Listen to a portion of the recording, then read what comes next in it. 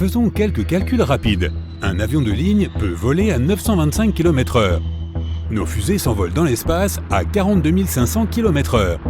Mais cet astéroïde bat tous les records et fonce à 53 000 km/h. C'est 43 fois plus rapide que la vitesse du son. À cette vitesse, tu pourrais traverser l'océan Atlantique en seulement 5 minutes. Mais le pire, c'est que cet objet pourrait s'écraser sur la Terre. Voici l'astéroïde 2021 RX9. Il fait 40 mètres de large, soit un tiers de la taille d'un terrain de football. Il n'a été découvert que récemment et les scientifiques ont pu calculer son orbite. Elle n'est pas ronde comme celle de la plupart des planètes. C'est une ellipse. C'est comme un beignet un peu aplati. RX9 commence son voyage vers le centre du système solaire à environ 440 millions de kilomètres du Soleil. Il traverse la ceinture d'astéroïdes, puis l'orbite de Mars et l'orbite de la Terre. Il fait un cercle autour de notre étoile et repart en arrière comme un lance-pierre. L'astéroïde s'éloigne du Soleil jusqu'à ce que la gravité de l'étoile le force à entamer son voyage de retour. RX9 fait un tel aller-retour en 2,5 années terrestres. Bien que l'orbite de cet astéroïde croise celle de notre planète, il n'est pas dangereux pour nous. Son point le plus proche de la Terre est de 7,5 distance Terre-Lune. Mais il y a beaucoup d'autres astéroïdes dans l'espace. RX9 pourrait entrer en collision avec eux et changer de trajectoire. Oups! Et cela pourrait le placer sur la liste des astéroïdes potentiellement dangereux. Voici l'astéroïde 2021 NY1 qui, lui, figure déjà sur la liste. Il est aussi gros que 2 statues de la Liberté et se déplace dans l'espace à 9,5 km par seconde. Cet astéroïde pourrait donc t'emmener sur la Lune en seulement 11 heures. Son orbite est également elliptique. Son point le plus éloigné se trouve quelque part entre la ceinture d'astéroïdes et Jupiter, à 3,9 distance Terre-Soleil. Le point le plus proche de son orbite par rapport au Soleil est tout près de l'orbite de la Terre. L'astéroïde NY1 est passé devant la Terre à seulement 4 distances Terre-Lune. Il fera un tour autour du Soleil et reviendra à sa position de départ. L'astéroïde effectue une orbite complète en presque 4 années terrestres. Le record de la proximité avec la Terre appartient à l'astéroïde 2020 VT4, un rocher de la taille d'un autobus. Et il a volé à une altitude de 370 km au-dessus de la Terre. À titre de comparaison, la Station spatiale internationale tourne autour de notre planète à 400 km. Il a donc volé littéralement au-dessus de nos têtes dans la région de l'océan Pacifique Sud. Et nous ne savions même pas que cet astéroïde existait. Il a survolé la Terre en plein jour et nous ne pouvions pas le voir à cause de la lumière du Soleil. Les scientifiques n'ont appris l'existence de cet astéroïde que 15 heures plus tard. S'il était tombé sur la Terre, disons que nous aurions pu passer une très mauvaise journée. Bien que cet astéroïde soit petit, il se déplaçait extrêmement vite. Cela lui a donné une énorme quantité d'énergie. Mais nous avons un bouclier qui nous protège des roches spatiales, notre atmosphère. Elle est remplie de particules d'air. Lorsqu'un astéroïde entre dans notre atmosphère, il commence à être freiné par ces particules à cause de la friction. Cela réchauffe tellement l'astéroïde qu'il commence à brûler. C'est la raison pour laquelle le fond des navettes spatiales est protégé par des tuiles noires. Elles peuvent résister à des températures allant jusqu'à 1260 degrés Celsius. Donc si un astéroïde est assez petit, il peut se consumer complètement dans l'atmosphère et se transformer en poussière. Si tu le regardes depuis la Terre, il ressemblerait à une étoile filante. Les scientifiques pensent que tout astéroïde de moins de 25 mètres de diamètre se consumera complètement dans l'atmosphère et ne causera aucun dommage. Mais un astéroïde de plus de 2,4 km de large peut faire beaucoup de dégâts. Et nous connaissons un tel astéroïde qui passe régulièrement près de notre planète. 4179 Toutatis. Il fait 5,4 km de large, soit plus grand que Central Park à New York. Et si tu mets cette pierre sur une balance, elle affichera un 5 flanqué de 11 zéros. 500 milliards de tonnes. C'est du lourd. Le plus effrayant est que cet astéroïde se déplace sur une orbite chaotique car il est constamment affecté par la Terre et Jupiter. C'est comme si les planètes jouaient au ping-pong avec ce rocher géant. Cela fait aussi tourner l'astéroïde comme un fou. Si tu étais à la surface de Toutatis, tu verrais que le Soleil se lève et se couche constamment à des endroits complètement différents. À cause de ce chaos, les scientifiques ne peuvent prédire le mouvement de cet astéroïde que 50 ans à l'avance. En 2004, il s'est approché à moins de 4 distances Terre-Lune de notre planète. Heureusement, il y a une chance qu'un jour, il quitte notre système solaire. Jupiter ou la Terre la lancera dans l'espace lointain comme le ferait une fronde. Mais s'il tombait sur la Terre, il provoquerait de gigantesques tsunamis et tremblements de terre sur toute la planète. L'existence de notre civilisation serait alors remise en question. Une catastrophe similaire s'est produite il y a environ 66 millions d'années. Un astéroïde de la taille de Manhattan s'est dirigé vers la Terre. Le Soleil a chauffé sa surface et on a vaporisé les matériaux. La poussière et la vapeur se sont transformées en une queue géante qui brillait dans le ciel nocturne. La nuit précédant sa chute, c'était l'objet le plus brillant du ciel, peut-être même plus brillant que la Lune. Au moment où cet astéroïde est entré dans l'atmosphère de la Terre, il a provoqué un bruit d'éclatement si puissant qu'on pouvait l'entendre de l'autre côté de notre planète. Il a commencé à brûler. De petits fragments se sont mis à tomber du corps principal de la météorite. Certains d'entre eux se sont complètement consumés dans l'atmosphère, mais d'autres sont tombés à la surface. Au moment de l'impact, la masse et la vitesse de la météorite lui ont donné une énergie colossale d'environ 100 tératonnes en équivalent TNT. Ça a fait un gros boom. Toute cette énergie s'est transformée en chaleur. Un mur de feu s'est répandu autour du lieu de l'impact et a tout brûlé sur son passage. La vague d'explosion a fait plusieurs fois le tour de notre planète. Elle a provoqué un tsunami avec des vagues plus hautes que l'Empire State Building et des tremblements de terre si forts que le sol s'est littéralement fissuré. Après cet incident, environ 95% de toute la vie sur Terre a cessé d'exister. La météorite a laissé derrière elle un cratère aussi large que 66 ponts du Golden Gate à San Francisco. Et il était si profond que tu aurais pu y mettre 2 fois le mont Everest. Par ailleurs, il y a encore de nombreux objets dans la ceinture d'astéroïdes derrière Mars qui représentent une menace pour la Terre, comme Cérès par exemple. Ce n'est pas n'importe quel astéroïde, c'est une planète naine. Bien que sa masse ne représente que 1% de celle de la Lune et qu'elle soit aussi large que le Texas, elle affecte gravitationnellement les orbites de la Terre et de Mars. Une collision avec un astéroïde de cette taille détruirait tout simplement la Terre, la réduisant en morceaux. L'humanité doit donc apprendre à éviter les collisions avec les dangereux astéroïdes. Ici, nous avons 2 options. Détruire l'astéroïde ou le faire changer de trajectoire pour le faire passer au large de la Terre. Détruire un énorme rocher qui pèse autant qu'une ville entière est pour le moins difficile. Alors optons plutôt pour la deuxième option. Nous pouvons y envoyer un vaisseau spatial avec des explosifs, puis provoquer une petite explosion. Nous n'avons même pas besoin de percer un trou pour placer ce colis piégé à l'intérieur de l'astéroïde. L'explosion doit se produire juste au-dessus de la surface et être dirigée vers le haut. Ensuite, selon les lois de la physique, l'astéroïde se déplacera un peu vers le bas. Même si l'astéroïde ne se déplace que de quelques mètres, à l'échelle cosmique, cela changera radicalement sa trajectoire. Une autre option est un tracteur gravitationnel.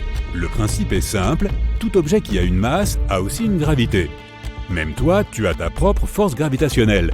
Notre plan consiste donc à envoyer un vaisseau spatial sans équipage sur la roche spatiale. Il devra simplement survoler la surface de l'astéroïde. Ensuite, la roche spatiale attirera le vaisseau. Mais les moteurs de l'engin résisteront. En conséquence, l'astéroïde lui-même commencera à se diriger vers le vaisseau. Et voilà, la Terre est sauvée.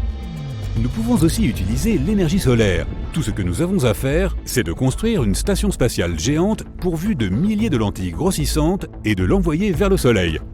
Lorsque nous repérons un astéroïde dangereux, la station doit concentrer les rayons du Soleil sur la surface de l'astéroïde. La glace de sa surface commencera à s'évaporer et à se déplacer vers le haut. La force réactive poussera l'astéroïde vers le bas. On peut aussi envelopper l'astéroïde d'un manteau géant de matière brillante, comme du papier d'aluminium. Si l'on parvient à envelopper l'astéroïde dans un tel matériau, il réfléchira les rayons du Soleil. Là encore, les rayons seront réfléchis dans un sens et pousseront légèrement l'astéroïde dans l'autre sens. Cette méthode ne peut fonctionner que si nous avons quelques années devant nous avant l'arrivée de l'astéroïde. Une autre stratégie consiste à attacher une voile solaire à l'astéroïde. Elle fonctionnerait comme un parachute. Seulement, elle ne freinerait pas à cause de l'air, mais à cause des rayons du Soleil.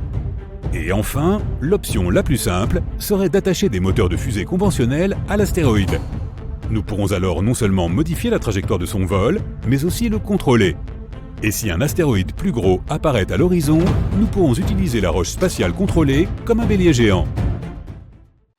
Selon la légende du satellite Chevalier Noir, un vaisseau spatial d'origine extraterrestre serait en orbite autour de la Terre depuis de très nombreuses années. C'est complètement fou, non ? Au fil des années, les partisans de cette théorie ont rassemblé tout un arsenal de données plus ou moins vraisemblables à son sujet. Jetons-y un œil et jugeons-en par nous-mêmes. 1899. Le célèbre scientifique Nikola Tesla a construit une tour géante dans son laboratoire de Colorado Springs.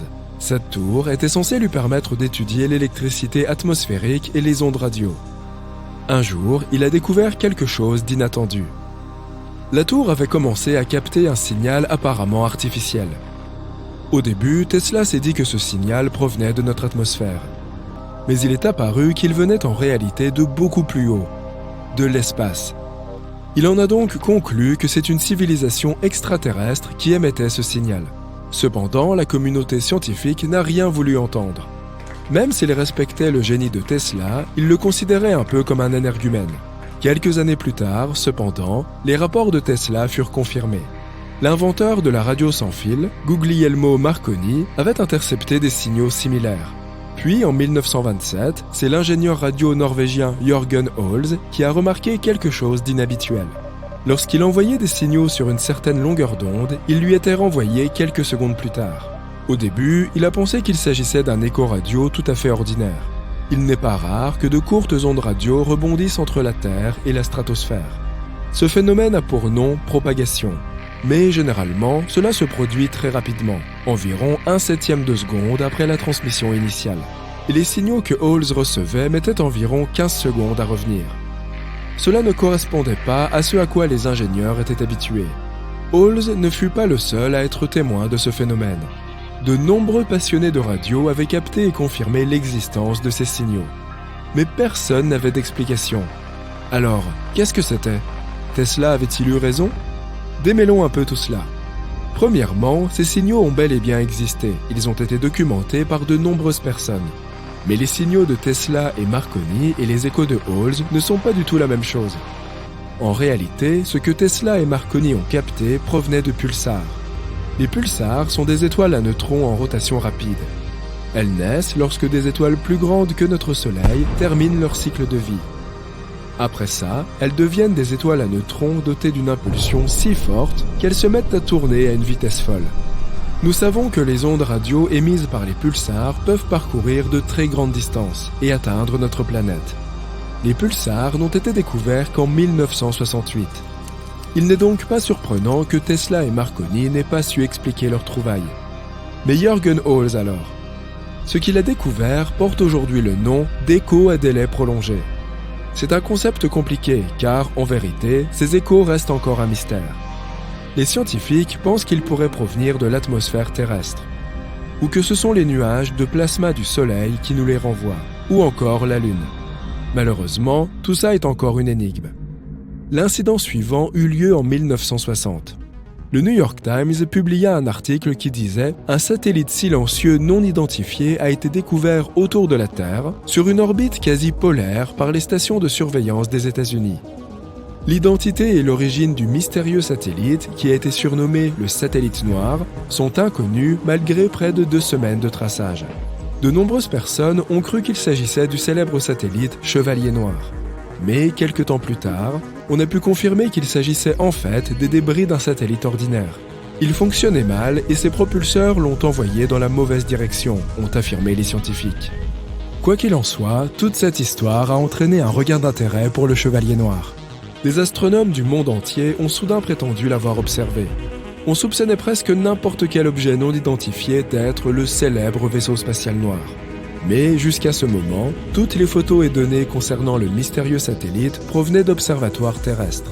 Pour prouver ou réfuter son existence, il nous fallait des témoins en orbite. Gordon Cooper était un pilote et l'un des premiers astronautes de l'histoire de l'humanité. En 1963, il participa à la plus longue mission spatiale américaine de l'époque, Mercury Atlas 9. Pendant ce vol, il découvrit un étrange objet vert, peut-être d'origine extraterrestre, juste devant son module. Il en parla tout de suite à son équipage au vol.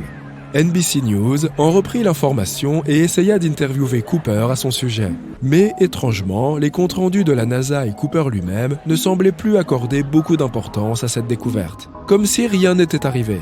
Plus tard, la NASA publia son explication officielle. Il y a eu un dysfonctionnement électronique à bord de l'appareil. Il a entraîné une augmentation des niveaux de dioxyde de carbone et provoqué des hallucinations chez Cooper. Notre pilote confirma cette déclaration. Ce n'est peut-être qu'une coïncidence si, au moment de prendre sa retraite, il a commencé à s'intéresser aux civilisations extraterrestres. Et même si nous admettons que tout cela est vrai, qu'un mystérieux vaisseau spatial orbite autour de la Terre, que nous veut-il? Pourquoi nous observerait-il? En 1973, Duncan Alasdair Lunnan, un chercheur écossais, décida d'enquêter sur le sujet. Il rassembla toutes les données recueillies par les scientifiques norvégiens et les examina. Soudain, il remarqua des déviations pouvant éventuellement cacher un code. Il disposa les données sur un graphique, un axe représentait le délai entre les échos, et l'autre la position de l'écho dans la séquence. Et il découvrit un ensemble de points qui ressemblait à une carte de l'espace, plus précisément à la carte de la constellation du Bouvier. Lunnan analysa les échos enregistrés par des astronomes français en 1929. Encore une fois, il trouva la même constellation, mais l'une des étoiles se trouvait à un endroit légèrement différent. Lunnan pensa alors, et s'il s'agissait en fait d'une ancienne carte des étoiles? Après avoir remonté le temps, Lunnan obtint enfin une image complète. Il découvrit que la constellation en question avait bien cette forme il y a 13 000 ans. Cela pouvait vouloir dire qu'il nous observait depuis des milliers d'années. En 1973, Lunnan donna une interview au magazine britannique Spaceflight. Il déclara avoir déchiffré le message radio caché dans les échos à délai prolongé. Le message disait « Commencez ici. Nous habitons Upsilon Bootis, qui est une étoile double. Nous vivons sur la 6e planète sur 7 en partant de notre Soleil, la plus grande étoile. Notre 6e planète a une lune. Notre 4e planète en a 3. Nos premières et 3e planètes en ont une chacune. Notre sonde se trouve au niveau d'Arcturus, connu dans nos cartes. Incroyable, non ? Mais même si ces transformations furent publiées dans le New York Times et dans Time Magazine, personne ne prit vraiment Lunnan au sérieux. Malheureusement, sa théorie n'était pas fondée sur des preuves. Plus tard, il se rétracta lui-même, disant qu'il avait fait des erreurs évidentes et que ses méthodes n'étaient pas scientifiques. Il avait simplement spéculé sur la signification de ces signaux. Et enfin, la dernière partie de notre histoire, cette photo. Le 4 décembre 1998, la navette spatiale Endeavour entreprit sa mission STS-88. C'était la première mission vers la Station spatiale internationale. Le 11 décembre suivant, la NASA prit et publia une série d'images où l'on pouvait clairement voir un objet inhabituel dans l'orbite de la Terre. Ces photos ont immédiatement fait le tour des médias. Tout le monde pensa qu'il s'agissait du satellite Chevalier Noir dont on parlait depuis des années. L'avait-on enfin trouvé, après 100 ans de spéculation ? Mais, comme d'habitude, la vérité s'avéra bien plus banale. Pendant la mission, l'un des astronautes avait installé un revêtement thermique. Mais le revêtement était mal fixé, et il s'était détaché et s'était envolé. Les photos avaient été prises pour documenter cet incident. La légende du Chevalier Noir est très intéressante. On peut passer des heures à l'étudier à la recherche de nouvelles informations et connaître son histoire. Il s'agit en fait d'un fouillis de témoignages, de rapports et de photos de vrais satellites sans aucun rapport entre eux. Tous ces éléments ont été mélangés pour former un mythe sans réelle cohérence. Mais un mythe absolument fascinant.